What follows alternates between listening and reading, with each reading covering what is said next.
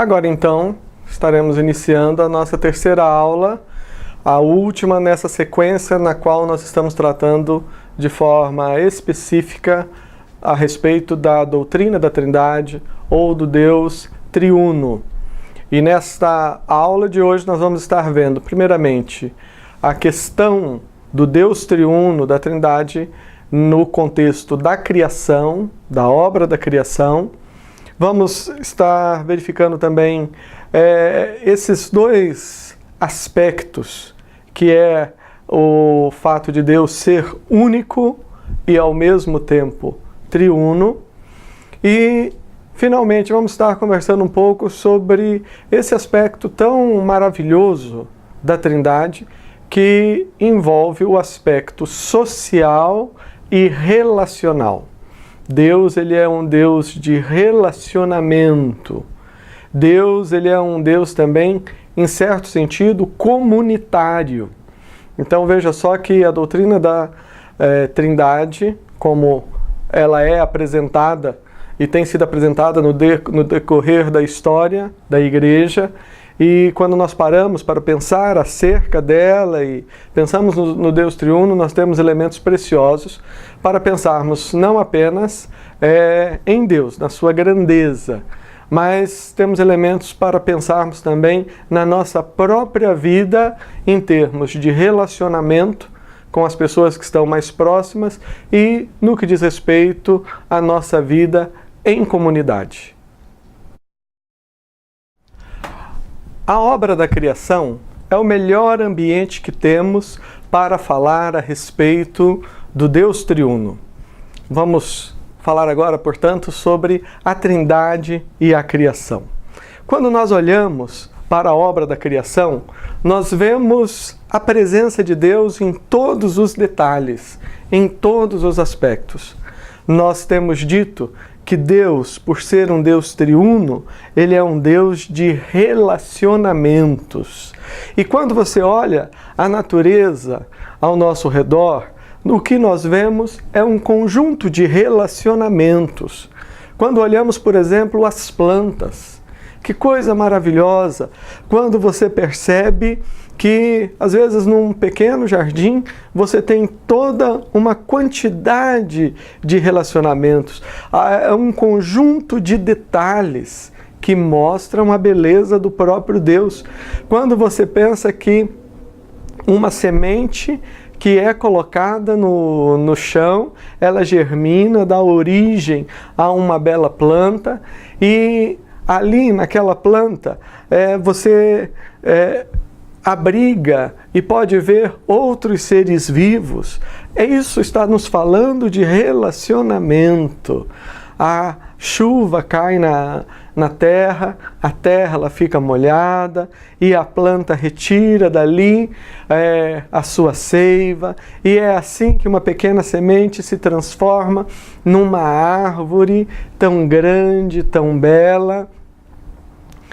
E o que nós vamos falar a respeito do processo que a planta faz em relação ao ambiente, no sentido de transformar o gás carbônico em oxigênio?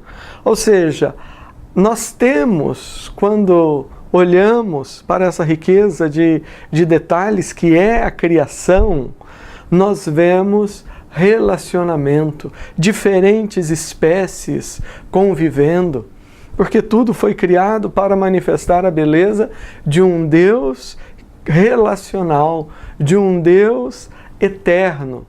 É assim que, quando você tem a presença do Espírito Santo em você e que você conhece a palavra de Deus, basta um passeio pelo jardim, basta uma caminhada para você perceber a presença de Deus em todos os locais, em todos os detalhes, numa pequena flor. Você já parou para pensar o processo que ocorre para a existência de uma flor? Existe o processo da do pólen, né? Quando um inseto, seja uma borboleta, seja um pequeno pássaro, uma abelha, ela é usada por Deus para fecundar as flores. E daí você vê uma quantidade enorme de espécies. Como é maravilhoso você perceber Deus na criação, a vida, que é a essência de Deus, é a essência da presença de Deus, ela está em todos os lugares. Basta você ter sensibilidade para ver, até mesmo uma pequena flor colocada ali no chão. Às vezes as pessoas passam e não percebem, mas aquela pequena flor, ela fala de um Deus que é relacionamento. Foi por isso que Deus criou dessa maneira, criou e manifesta a sua glória, em todos estes detalhes. Deus é um Deus maravilhoso. E é por isso que nós falamos que a criação, ela nos fala de Deus em todos os momentos. Quando você vê, por exemplo, até mesmo folhas secas caídas no chão, você está vendo ali a renovação da vida. E o que dizer, né? Da variedade de cores, é beleza. E uma coisa muito linda é que quando as folhas caem no inverno, elas nos falam de um Deus que gera vida. Uma estação, ela vai suplantando a outra estação.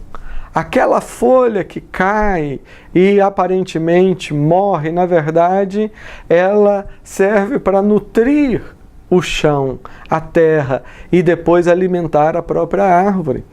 As folhas, elas caem e depois elas se renovam.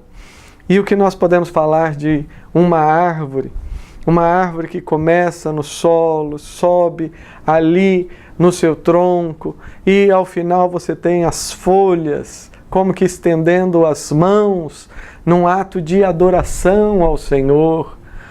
Meu querido, minha querida, você que está assistindo essa aula, uma aula com um aspecto especial no dia de hoje, você percebe como que pensar em um Deus de relacionamento, como pensar num Deus triuno, é algo maravilhoso, porque nos ajuda a entender o mundo no qual nós vivemos. O mundo no qual nós vivemos nos ajuda a entender tudo aquilo que está à nossa volta. E esse mundo que é relacional, é a criação. O livro de Romanos nos ensina que os atributos de Deus podem ser vistos claramente através de todas as coisas que foram criadas, através dessa variedade de plantas, de animais, às vezes de um pequeno pássaro que caminha. Você está vendo o quê? O cuidado de Deus. Deus não é um Deus que cuida apenas de seres humanos. Deus é um Deus que cuida também dos pássaros. Ele os alimenta. Nós temos, veja, como nós temos dito, você tem aí um mundo que é todo relacionamento. Numa cena como essa que você está vendo agora, nós temos ali as plantas, os vegetais, temos ali a areia, a terra, que criada por Deus, né? que é o chamado mundo mineral, e também temos ali as aves. Deus, Ele fez tudo de uma forma perfeita. Uma coisa depende da outra, um aspecto é alimentado pelo outro. E quando você tem o Espírito Santo no seu coração, e quando você tem a Bíblia na sua mente, e quando você gasta tempo, como você está gastando num curso como esse, para pensar melhor a respeito de Deus, e, obviamente, gasta tempo orando e pedindo que Deus o abençoe, você vai adquirindo aquela sensibilidade que o Espírito Santo te dá. É por isso que quando você tem conhecimento acerca de todas essas coisas, quando você tem conhecimento acerca da teologia, dessa maneira como nós temos apresentado, não uma teologia morta, empoeirada lá nos livros, mas teologia viva, você percebe que tudo isso faz com que o seu relacionamento com Deus seja alimentado. Seja alimentado. E você percebe a presença de Deus em todos os lugares, em todas as situações, na vastidão do oceano que nos fala da grandeza de Deus. O oceano nos fala que Deus ele é muito maior. As folhas que caem no chão nos lembra que da mesma forma que chegou a estação do inverno e aquela folha caiu, haverá uma outra estação na qual as folhas verdes surgirão. Eu entendo que até as folhas, quando elas estão ali no chão, quando você vê uma cena como essa, isso nos fala da maior esperança que temos, esperança da ressurreição, esperança da renovação da vida, porque é Deus que faz tudo isso. Todas essas coisas nós podemos ver claramente quando nós paramos para pensar nesse Deus que vai muito além da nossa mente, esse Deus que é, antes e acima de tudo, um Deus único, único. Não há quem se iguale a Deus.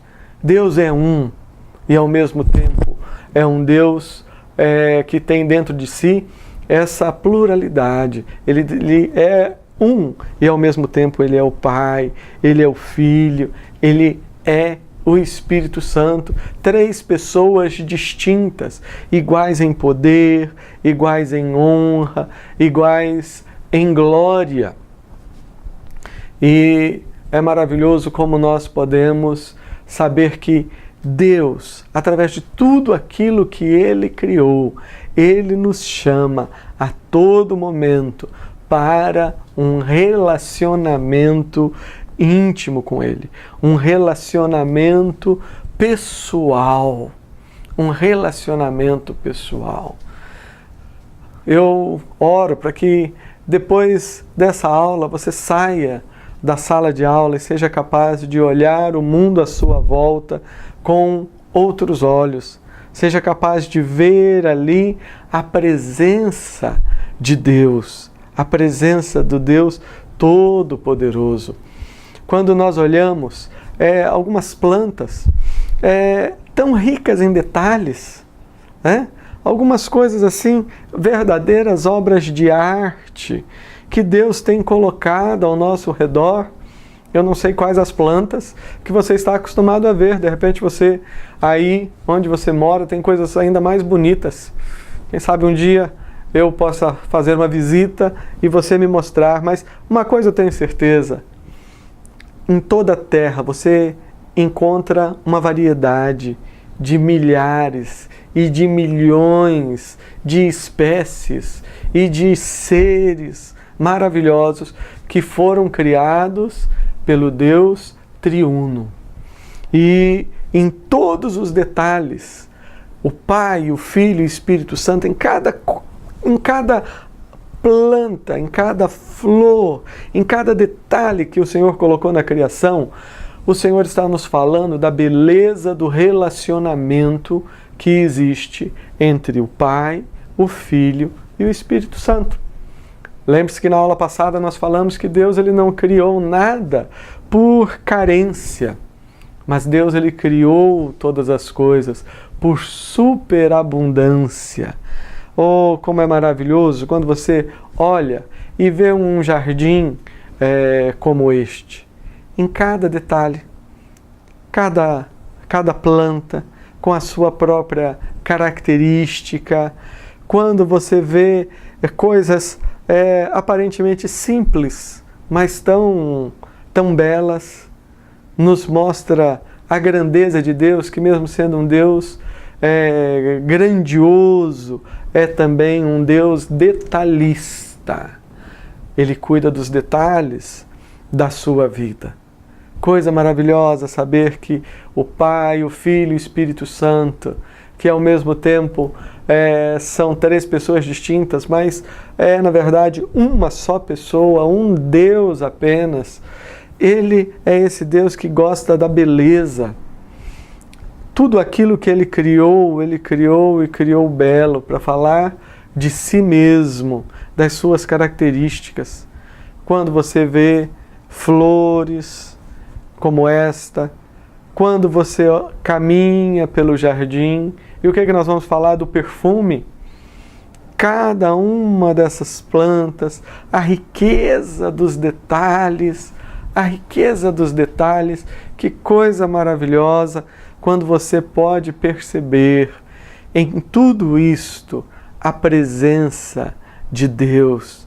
Quando você começa a perceber em tudo isso, não uma mente limitada, mas uma mente que é infinita nas suas possibilidades, é grandioso no seu poder.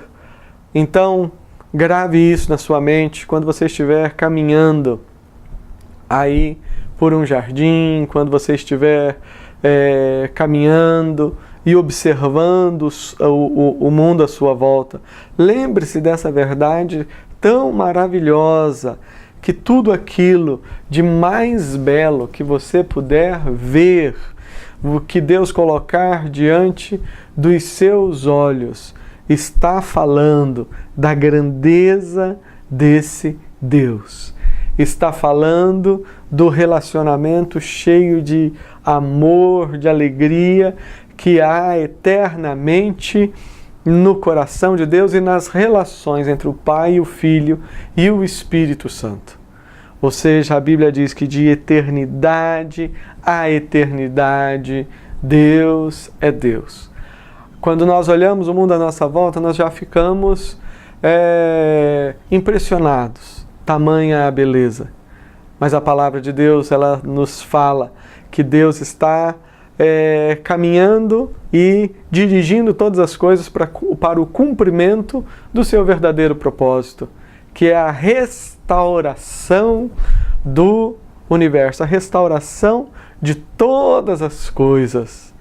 Um tempo onde nós conheceremos e poderemos ver e viver em um novo céu e uma nova terra, criados para a glória de Deus. Porque tudo aquilo de mais belo que nós vemos e procuramos mostrar nesse momento da aula através dos vídeos, isso é muito pouco diante da beleza que está para ser revelada a nós na eternidade.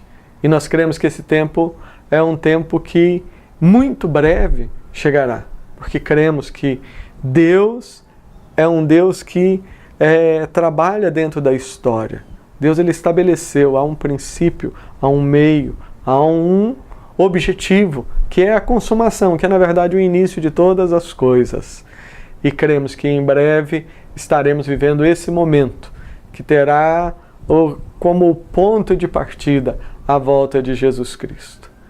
Que Deus abençoe você, que o Espírito Santo encha o seu coração e você seja capaz de, ao usufruir a criação, ao caminhar por entre paisagens tão lindas, você seja capaz de perceber, de sentir, de experimentar a presença de Deus com você. Agora nós vamos analisar esse importante aspecto da Trindade, ou do Deus triuno, que é exatamente isso, o fato de Deus ser único e ao mesmo tempo um Deus triuno. Deus é um e ao mesmo tempo é Pai, é Filho e é Espírito Santo. Vamos ver e ouvir o que a Confissão de Fé, no seu parágrafo 3º do capítulo que fala sobre a Deus e a Santíssima Trindade, nos fala sobre esse tema. Na unidade da divindade, há três pessoas de uma mesma substância, poder e eternidade. Deus o Pai, Deus o Filho e Deus, o Espírito Santo. O Pai não é de ninguém, não é nem gerado nem procedente. O Filho é eternamente gerado do Pai. O Espírito Santo é eternamente procedente do Pai e do Filho. Como acabamos de ver então, na unidade da divindade há três pessoas de uma mesma substância, poder e eternidade. Essa palavra substância, ela pode parecer diferente para algumas pessoas. Aliás, seria uma pergunta, qual que é a substância da qual Deus é feito? Na verdade, não é esse o sentido, ou seja, não é isso que o texto está colocando. Aqui a palavra substância é uma forma encontrada para se referir à natureza de Deus. A natureza de Deus.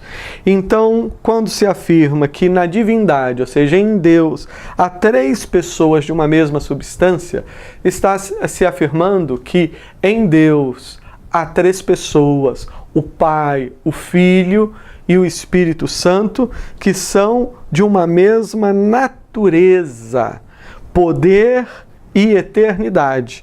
Deus o Pai, Deus o Filho e o Deus o Espírito Santo. Ao afirmarmos que Deus possui em si essas três pessoas da mesma substância, nós estamos, em outras palavras, nós estamos falando que o Pai, o Filho e o Espírito Santo são iguais. São iguais em poder, são iguais em honra, são iguais em glória. Existe, sim, aquilo que alguns teólogos chamam de a economia da Trindade. O que vem a ser esta economia da Trindade? Isso significa que as três pessoas, o Pai, o Filho e o Espírito Santo, que na verdade são um Deus apenas, essas três pessoas elas possuem funções distintas. Quando nós pensamos no texto no qual Jesus é batizado por João Batista, aquele texto, ele nos apresenta de uma forma assim muito clara essa distinção.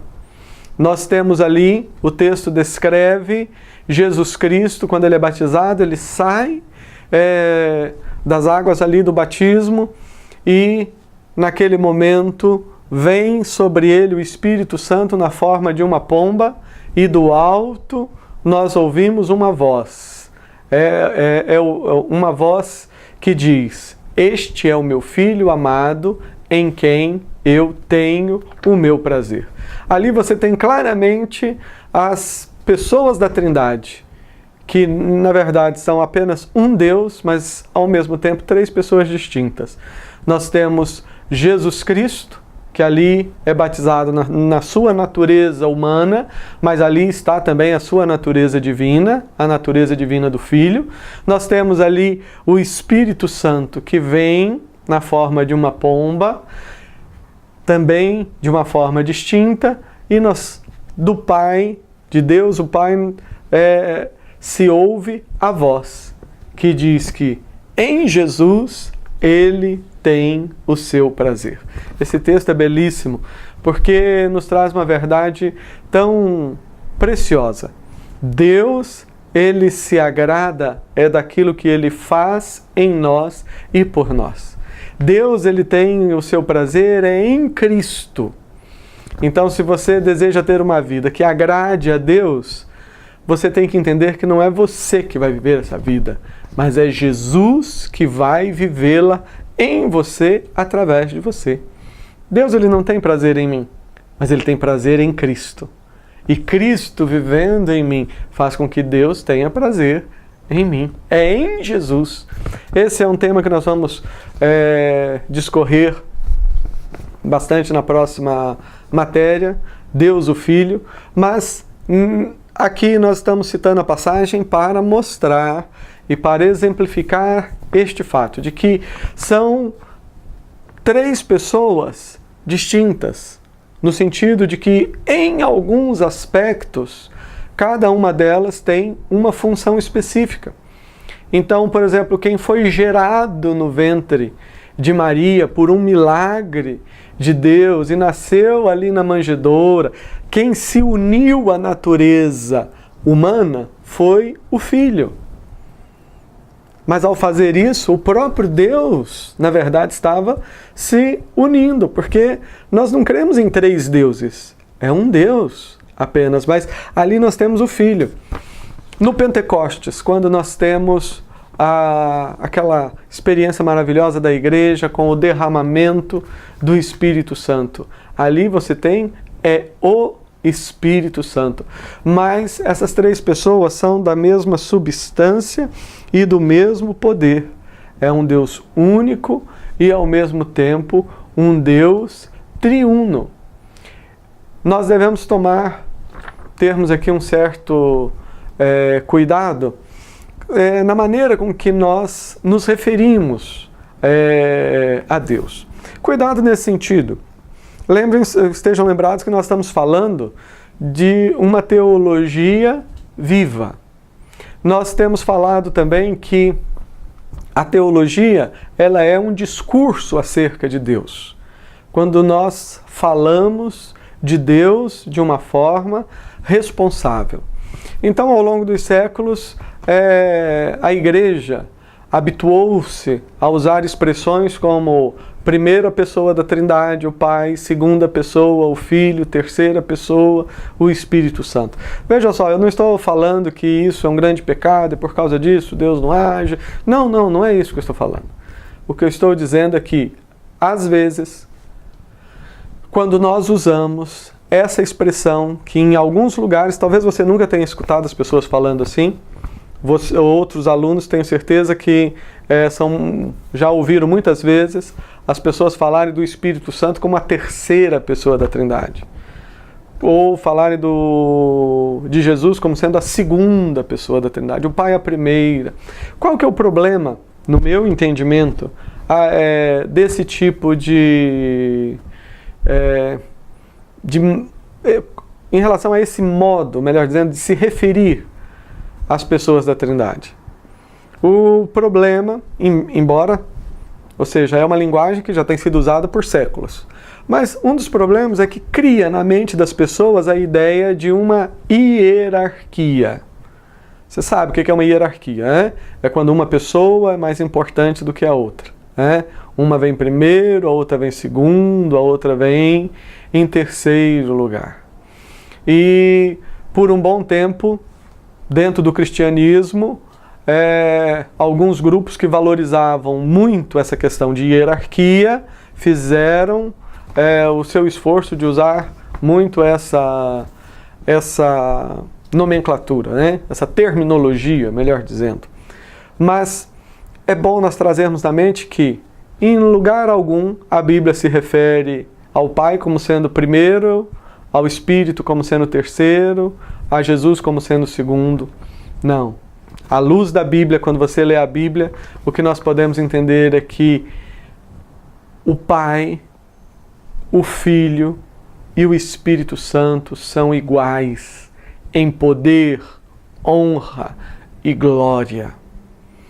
Em algumas ações podem ter papéis diferenciados, mas você percebe a dificuldade nossa de falarmos de Deus, como que o nosso vocabulário é tão pequeno.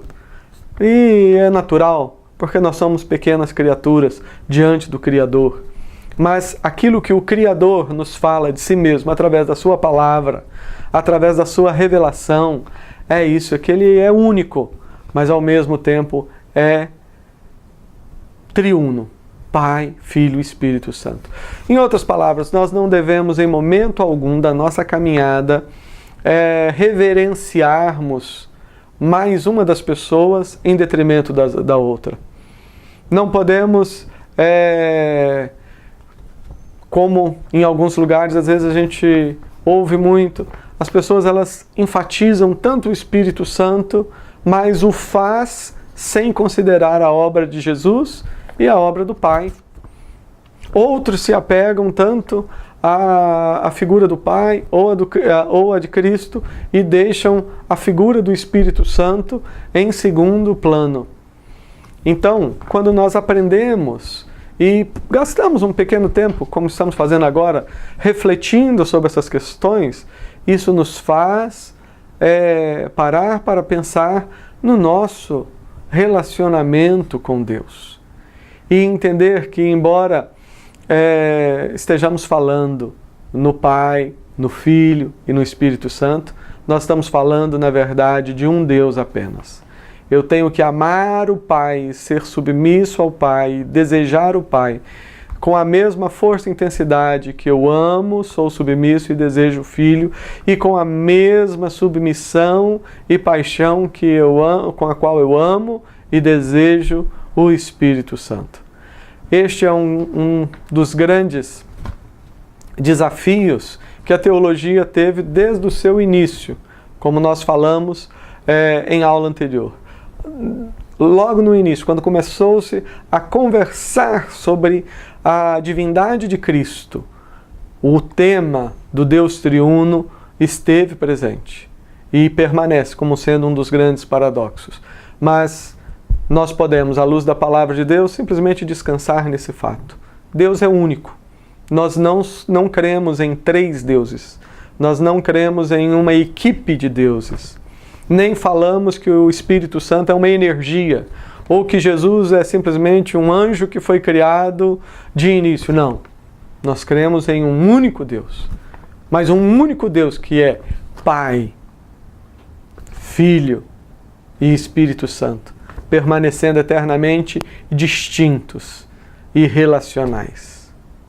Que Deus abençoe você e acrescente ao seu coração o entendimento para essa matéria tão preciosa. Finalmente, nós queremos agora, mais rapidamente, fazermos uma aplicação prática, digamos assim, de tudo isso que nós estamos ouvindo a respeito de Deus como sendo um Deus triuno. Nós já aprendemos que teologia tem que ser algo vivo. Nós fazemos teologia com um propósito, de podermos encontrar exemplos e respostas para lidarmos com a nossa realidade. E quando nós olhamos para Deus, nós vemos que Deus ele é um Deus relacional. Deus é um Deus que eternamente é relacionamento. De eternidade a eternidade, Deus é relacionamento. Por isso que nós vimos que Ele é independente, que Ele é autossuficiente, etc. Porque Ele é relacionamento.